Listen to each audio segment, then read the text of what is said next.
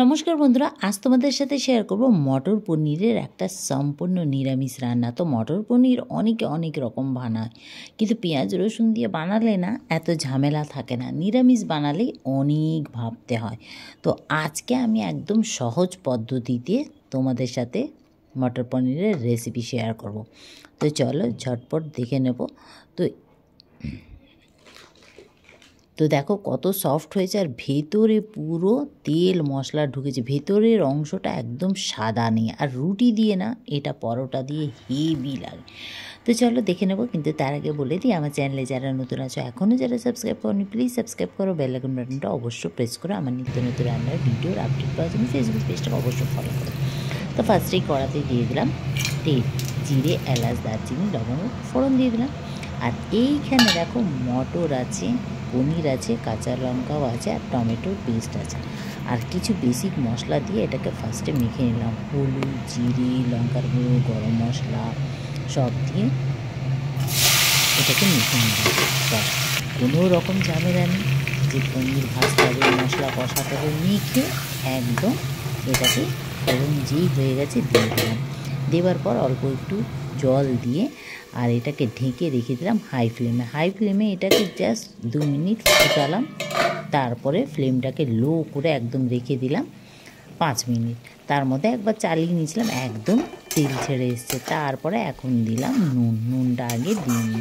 তো ব্যাস, এবারে এটাকে ভালো করে কষাবো, কষিয়ে এর কালারটাকে একদম চেঞ্জ করবে। দেখো কি সুন্দর লাল হয়ে গেছে। তো এইবারে দিয়ে দিলাম, কষানো যেই হয়ে গেছে, জল। আচ্ছা, কাসুরি মেথিও কিন্তু দিয়েছিলাম যখন আমি মেখেছিলাম এটা। আবারও এখন একবার কাসুরি মেথি দিলাম, দিয়ে ভালো করে ফুটিয়ে নিলাম। আর একটু দিয়ে দিলাম এখানে গরম মশলার গুঁড়ো, আর দিয়ে দিলাম টমেটো সস দিয়ে ব্যাস এটাকে আর একটু ঢেকে দেবো।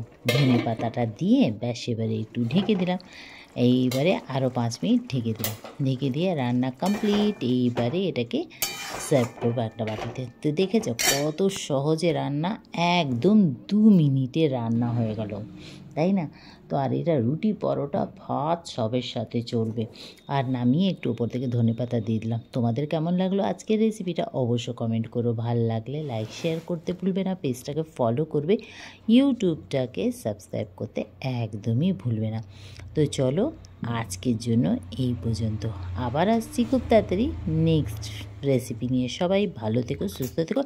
একবার হলেও এই নিরামিষ এই পদ্ধতিতে মটর পনিরের রেসিপিটা ট্রাই করে দেখো, সত্যি বলছি অসাধারণ হয়েছিল, একদম ঝামেলা কম, আর রান্নাও খুব অল্প সময়ের মধ্যে হয়ে যায়।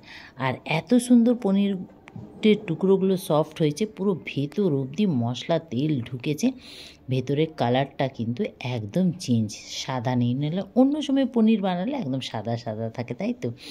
তো চলো ব্যাস, এবারে এনজয় করো, টাটা। ট্রাই করে অবশ্যই